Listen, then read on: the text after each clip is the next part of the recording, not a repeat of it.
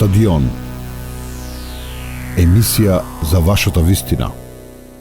Ќе почнеме со тоа што во Европа беше многу подолга зимата и покрај тоа што природниот газ пред се да кажам во Европската унија е втор енергент кој што се троши и покрај тоа што имаме намалување на неговата потрошувачка, сепак тоа е на второ место после нафтените деривати. Значи прво се трошат нафтени деривати најмногу во Европска унија, на второ место е природниот газ. Сакам со тоа да го кажам влијанието кој што го има природниот газ врз цените на сите продукти. Така да зимото во Европа траеше нешто подолго и Европа некако неспремно ги истроши премногу резервите кои што ги имаше на природен газ. Овде пред мене ги имам сликите, графикот за резерви. Значи ако лани во месец јануари резервите биле некаде околу 95%, сега се на историско најниско ниво за овој период од годината, 75% им се резервите на природен газ. Значи самата Европска унија има сторич, односно складишта на природен газ, каде што кога е поевтин газот, тие го купуваат и ги полнат тие складишта за да може зимно време да си дозволат да го користат по пониска цена и да ги искористат тие капацитети кои што ги имаат. Тоа е некој домакинско размислување. Тоа е домакинско размислување, така е. Така како ние што правиме зимница зимно време, така и се подготвуваме за зимата, така оние држави кои што имаат сторич се подготвуваат за зимскиот период со тоа што складираат количини на природен газ. Меѓутоа, 75% им се полни, значи тоа е едната причина која што доведува до повисоките цени. Втората причина е тоа што, како што рековте и вие, најниско историско производство од ветерните електрани имаме на ниво на Европска унија, понатаму најниска хидрологија има во Европската унија и сето тоа придонесе заедно со договорот кој што се обврза да го реализира Европската унија за 2030 година, тоа е да ги намали емисиите на стакленички гасови, а за да ги намали емисиите на стакленички гасови го зголеми данокот на CO2. Значи постои на Европска унија систем, како што имаме берза на електрична енергија, имаме берза на природен газ, постои и берза за емисии на стакленички гасови. Таа цена таму беше 20 евра, 15 евра до претходната година, сега е зголемена на 60-70 евра по тон емисии на CO2. И сите тие елементи кои ќе се соберат на едно купче доведуваат до оваа состојба која што имаме сега. Инаку само за слушателите да биде појасно, во април месец пример цената на гасот се движела некаде околу 20 евра по мегават час. Сега е некаде околу, претходниот месец беше, октомври месец беше некаде околу 90-100 евра по мегават час. Значи имаме 3 до 4 пати зголемување на цената на природниот газ на пазарите на Европската унија. Ако зборуваме за домакинствата, односно за електричната енергија, во јануари месец цената се движела на пример помеѓу 24 и 42 евра по мегават час. Во октомври месец се движела помеѓу 100 и 200 просечната цена евра по мегават час. Како што реков, природниот газ е втори енергент кој што се троши во Европската унија и сето тоа, ако се земе во предвид, ја зголемува и цената на електричната енергија. Значи, ако немаме производство на ветерни електрани, ако немаме производство на хидроелектрани, од термоелектраните на јаглен цената им е зголемена заради овие емисии на стакленички гасови за кои што зборувам.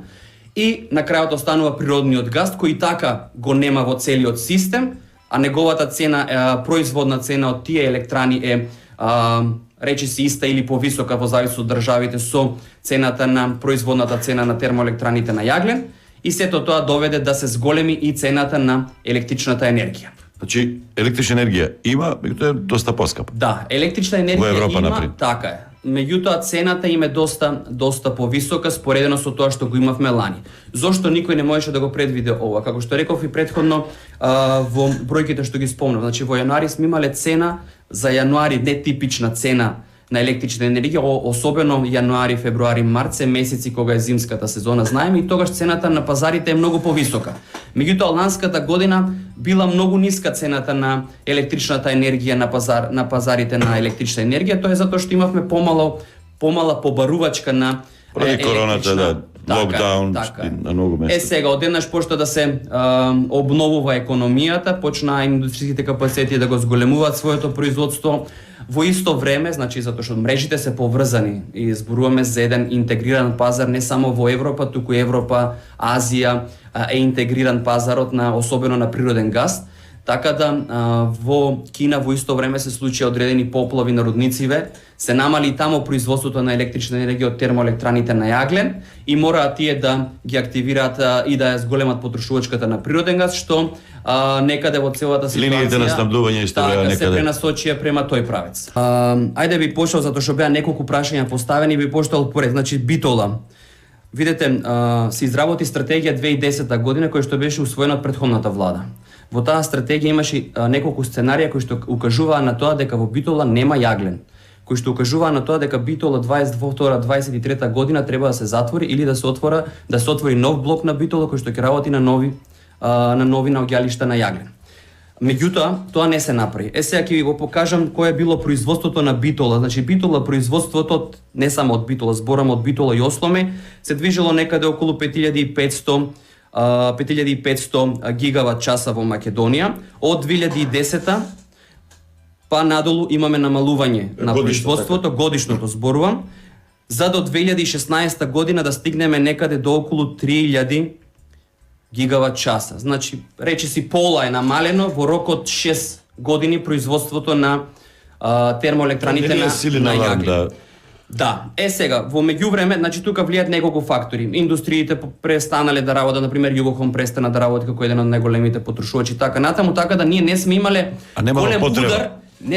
голем удар како што го имаме сега. Сега го почувствуваме. Меѓутоа и тогаш да се случило да работеле Југохром, па во едно време Макстил се реновираше и така натаму инсталираше опрема за Велес на времето. И сето тоа довело да не го почувствуваме тоа намалување на производството како што го чувствуваме сега. Сега од 2016 година до 2019 година сме тука некаде од меѓу 3-3500 гигават часа производство. И сето тоа е напишано во стратегијата. Значи ние капацитетот кој што можеме да го добиеме од односно производство кој што може да го добиеме од капацитетот во Битола е тој. Се движи меѓу 3-3500 и толку ќе биде во следните неколку години, затоа што и нема јаглен, како што рече слушател. Таа е вистината. Значи јаглен се помалку има. Вие кога ќе копате, после некое време нема ништо да копате. Други наоѓалишта нема живоено се станува. Така е. Сега, како што реков, во таа стратегија во 2010 па и 2014 Мано изработи стратегија која што не беше усвоена тогаш.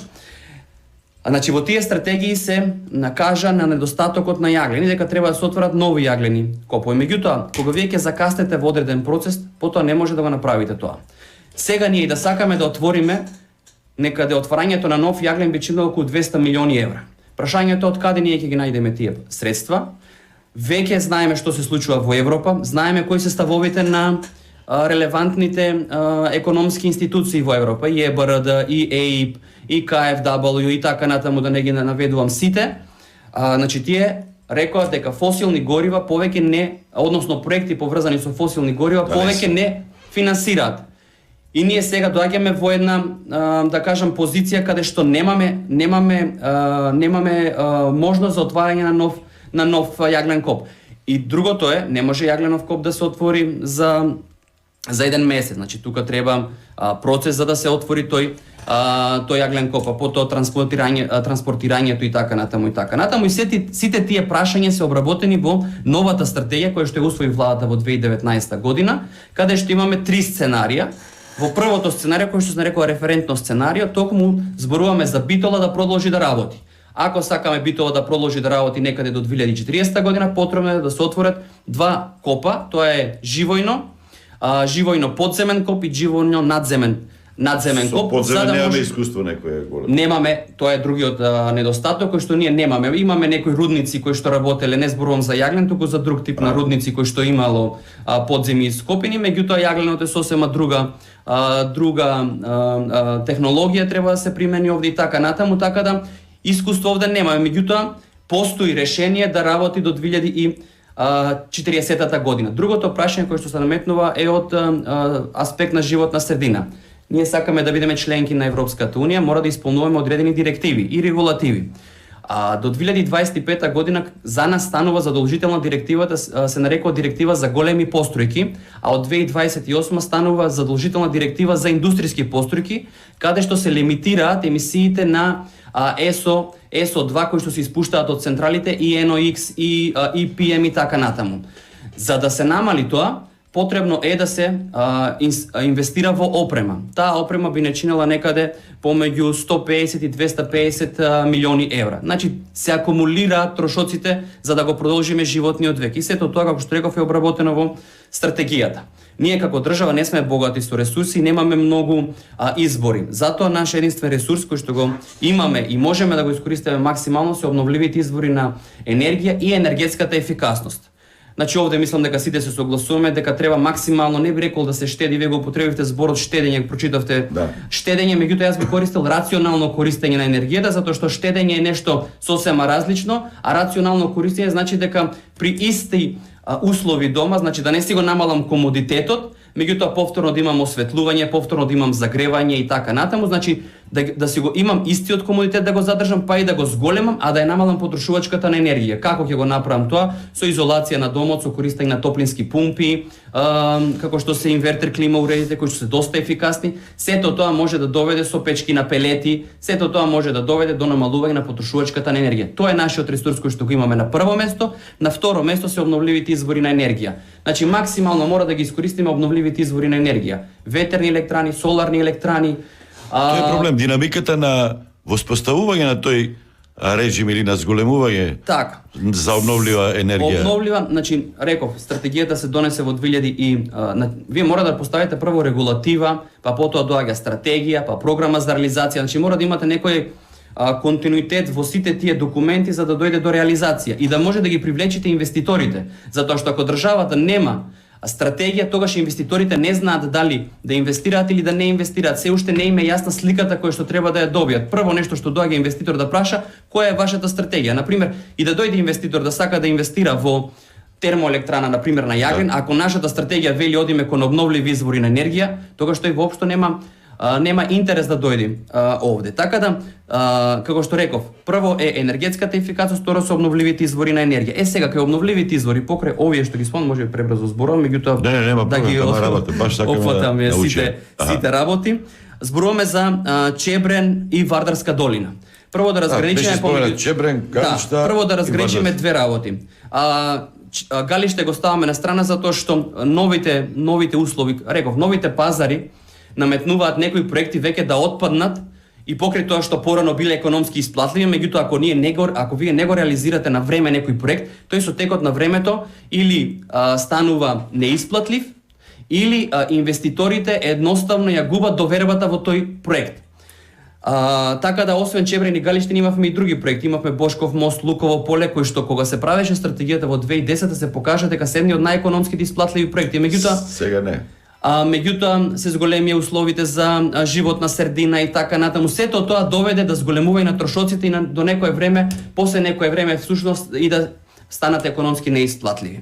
Прво да ги разграничиме Чебрен и Вардарска долина. Зборуваме за два и покрај тоа што се хидроелектрани, за два сосеми концепта различни на хидроелектрани. И двете се акумулациони, тоа значи дека и двете имаат езера, треба да се формираат езера за да можат да произведуваат електрична енергија. Меѓутоа Чебрен е проект кој што покрај тоа што има езеро, има и пумпа. Значи се произведува електрична енергија, долу има уште едно езеро кое што се полни тоа езеро, кога цената на електричната енергија е ниска, дали е тоа за време на... Со едно складирање некое одложено. Така е. Оно што го зборувавме за складишта во Европа, ние всушност од Чебрен го добиваме во Македонија. Складиште на електрична енергија, не на природен газ, меѓутоа на електрична енергија. Кога цената на електричната енергија ќе биде ниска, работи пумпата, ја пумпа водата повторно горе во езерото и потоа кога цената ќе биде висока, повторно се испумпува. Значи имаме еден цикличен систем на работа на таа хидроелектрана. Обновливост на... Така е. Сега, зошто ни треба таков тип на електрана? Затоа што ако го имате голем број на обновливи извори, како што се ветер и сонце, кои што се премногу непредвидливи во своето производство, особено ветерните електрани, мора да имате капацитет кој што треба да го балансира системот. За да го балансира системот имате неколку начини. Или да ја складирате електричната енергија во батерии, кој што се уште е еден од поскапите начини. Другиот е со хидроелектрани. И третиот е преку гасни електрани кои што се доста флексибилни. Значи на тој начин ние можеме да го балансираме системот во часовите кога немаме производство од ветерни и соларни електрани или кога производството од нив е намалено. Сето тоа кога ќе се земи во предвид доаѓаме до еден развој на енергетски систем. Значи не е само еден аспект да го гледаме, туку мора да ја гледаме целата слика за да дојдеме до крајното решение.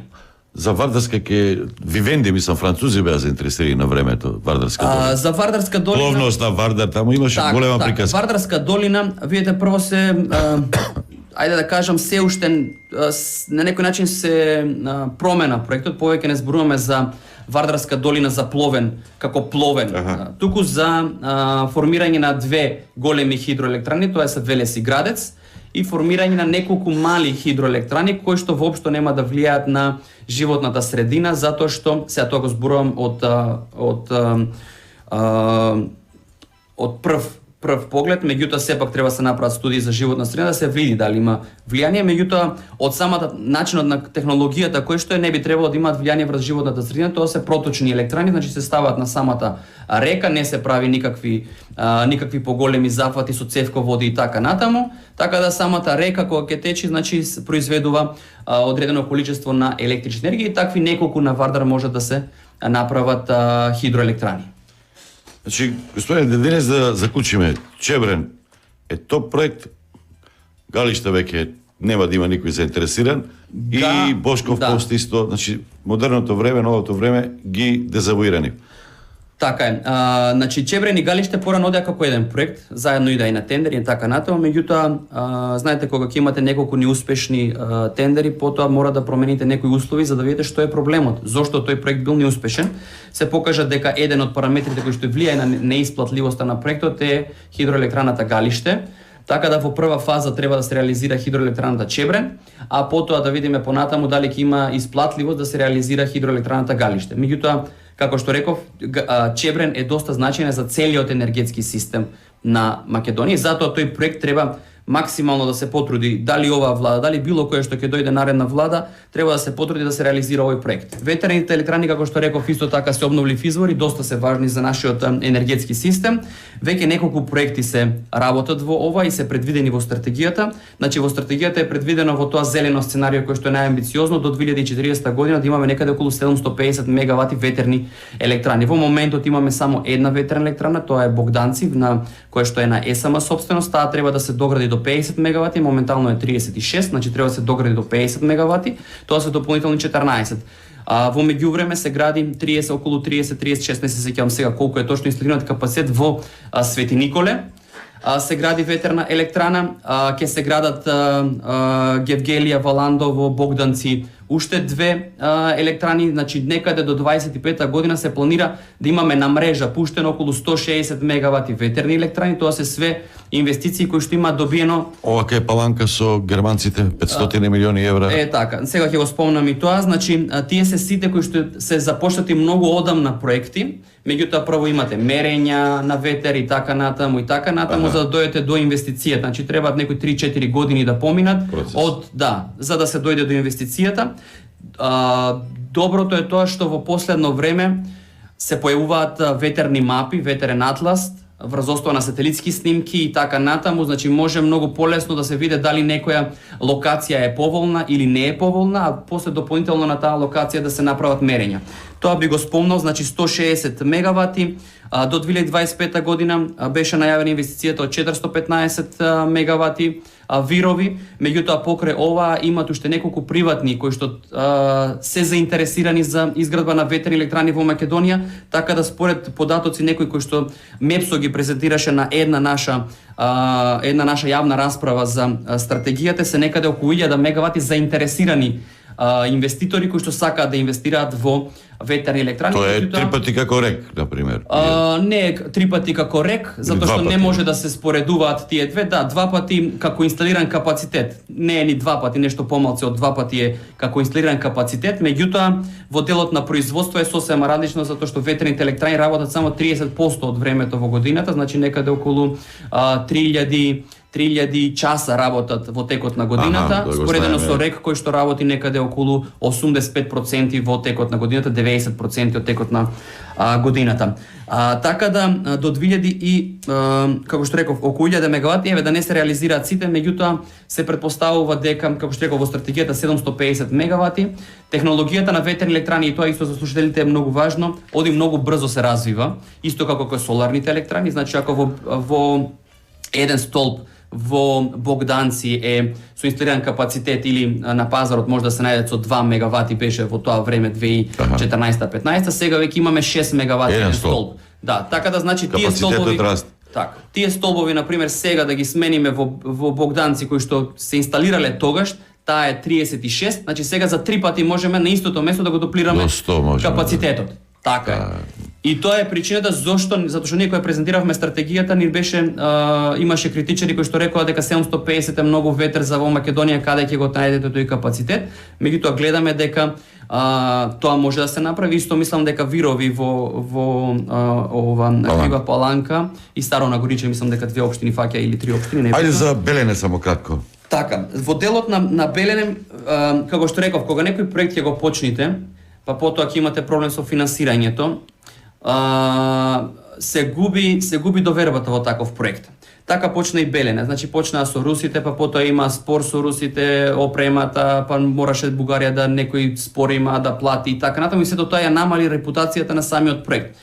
И сега тие се заглавени таму, не знам искрено дали воопшто ќе продолжи реализацијата на проектот. Имаше некој повик до сите држави кои што сака да се вклучат во реализацијата.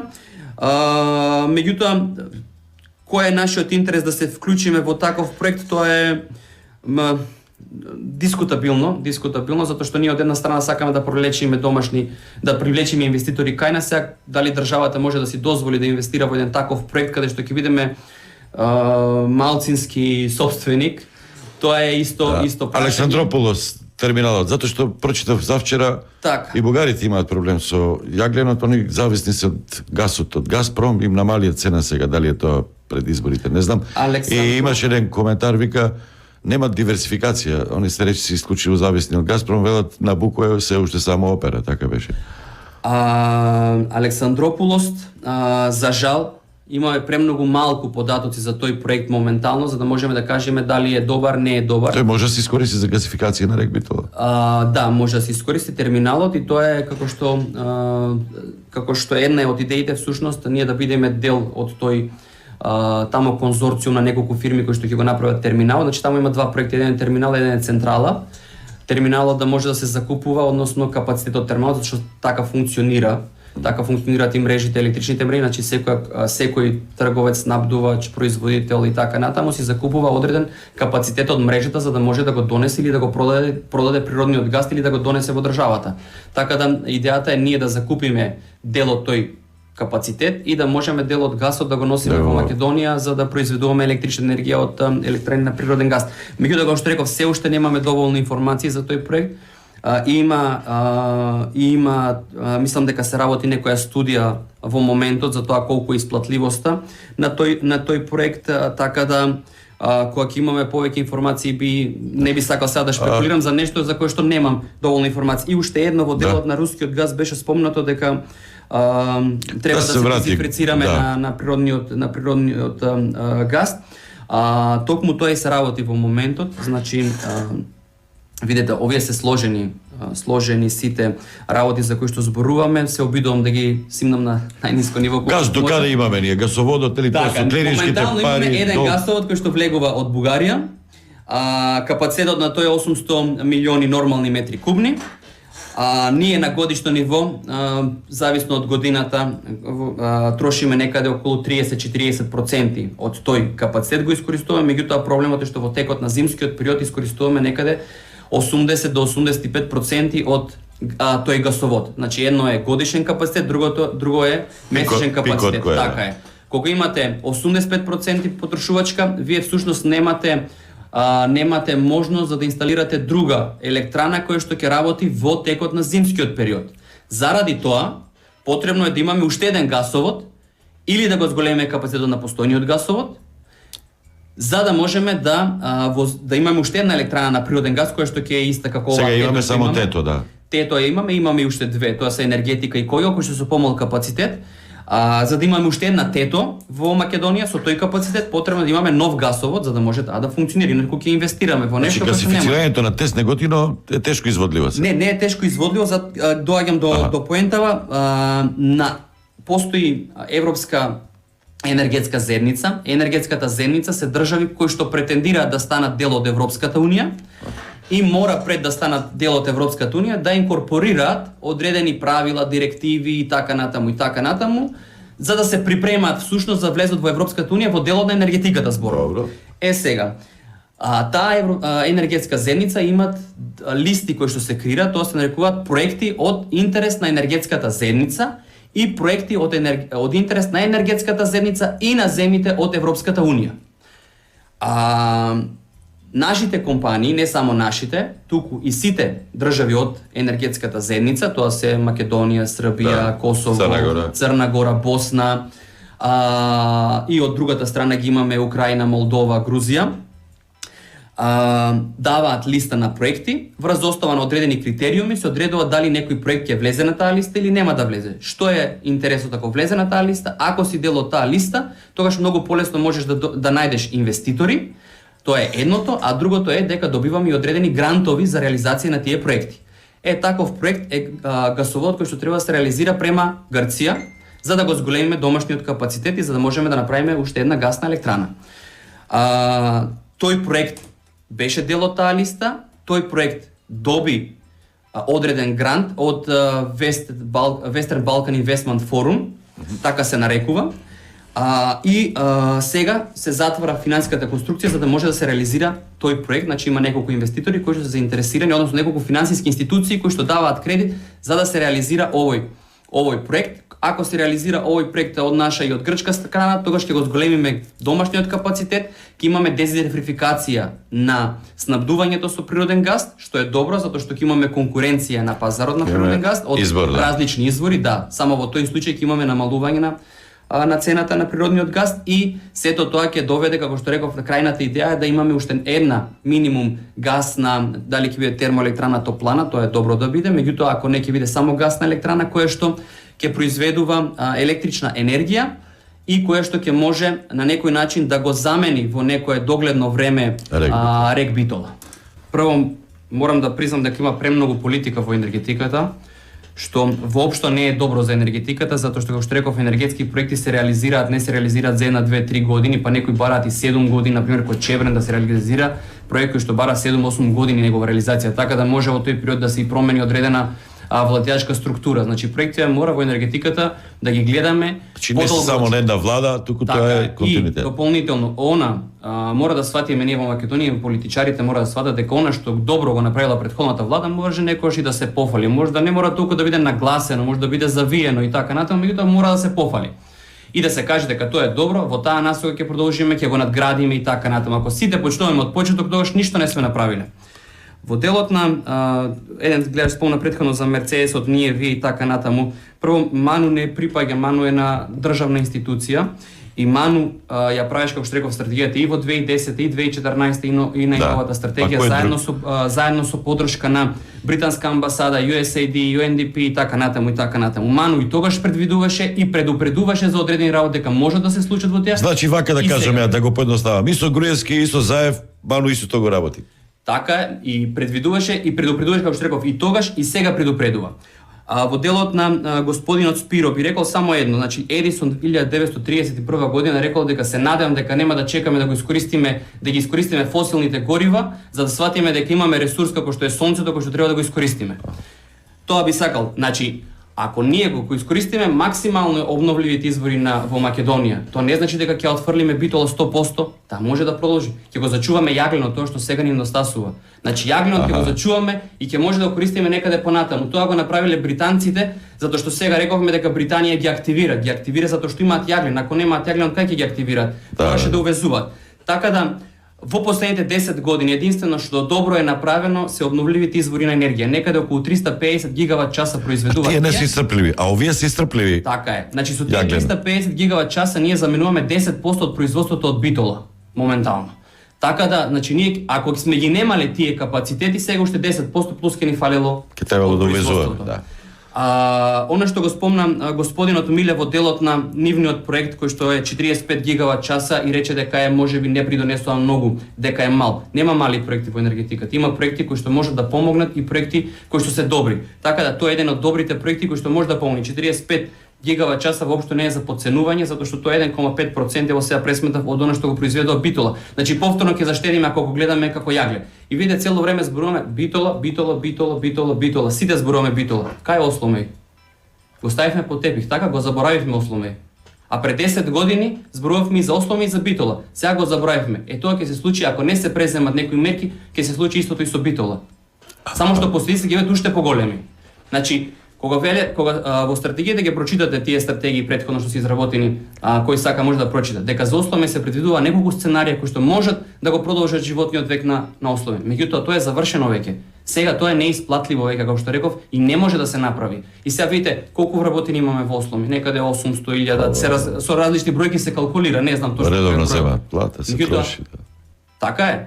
Значи, повторно се враќаме на тоа, мораме веднаш да реагираме и да преземеме мерки за да не ни се случи Битола да биде Осломеј после 5 години. Значи, мора да се работи на тоа. Во делот на CO2, затоа што господинот Спиро Исо спомна во делот на CO2, мора да бидеме јасни и да им ги кажуваме работите на граѓаните како што се и што може да се случат. Данокот на CO2 Црна Гора го воведе. Нас ни стои обврска, ако ние ги отвориме преговорите со Европската Унија, не знам, се спекулираат различни датуми, меѓутоа кога ли ги отвориме преговорите? Првото поглавје што треба да го отвориме е поглавјето 27. Едното врските во поглавјето 27 е воведување на данок на CO2. Тоа ќе ја зголеми производната цена од Битола, тоа ќе ги зголеми цената на Битола. Ако веќе зборуваме само за Битола. Да. Планот на Грција, рековме од другата страна на границава имаме електрани кои што работат на јаглен, точно е. Грција се образа до 2025 година да ги затвори сите електрани на јаглен во Грција. 2025 година. Сите електрани што се наоѓаат преку границата ќе бидат затворени до 25 година.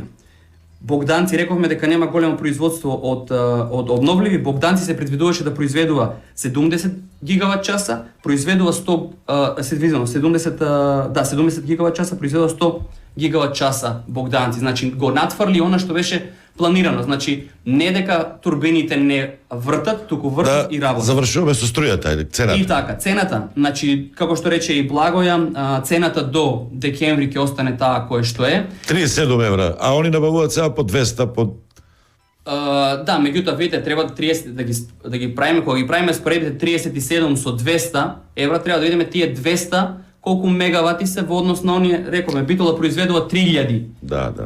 3000 гигават часа, а тие набавиле 45 или не 26 илјади мегават часа, или тоа е 26 гигават часа. Значи зборуваме за 3000 само од Битола, ако ги додадеме хидрото уште 1500, не знам колку е оваа година, ево 4000 гигават часа произведува Битола, а они набавиле 26 гигават часа. Значи тие 26 не се споредливи многу, треба да видиме како тоа на крајот ќе биде. Значи ќе има покачување, а можда ли е после намалување во јуни ако падне цената? Уште едно би сакал. Мора да ги разграничиме двете работи. Домакинства и компании. Домакинствата се на некој начин заштитени, малите компании со универзалниот снабдувачи со цената која што им нуди Елем, која што во моментот е многу поволна, 36 евра.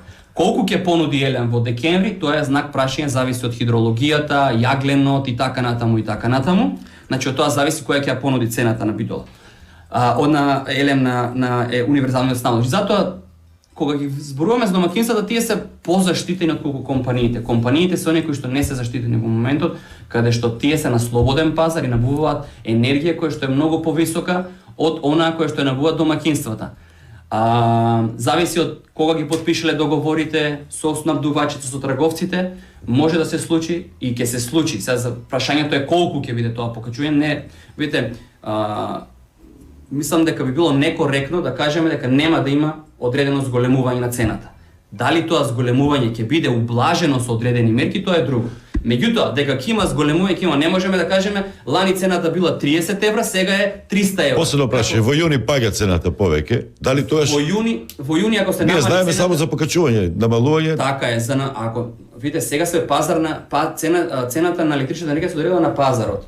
Ако цената, затоа изборуваме дека што се случува на Хупекс, односно на берзата во Унгарија, влија и на пазарот кај нас, затоа што таа ни е референтна берза. Да. Ако цената таму падне, се намалува и кај нас. Значи, цената ако во јуни се намали, а има добри прогнози за тоа дека веќе се намалува, цената, да, ќе имаме подобра, тогаш ќе се намали цената и кај нас и треба да се навикнеме дека ќе имаме флуктуација на цената во следните години. Значи, ќе имаме моменти кога цената ќе се зголемува, ќе имаме моменти кога цената ќе се намалува.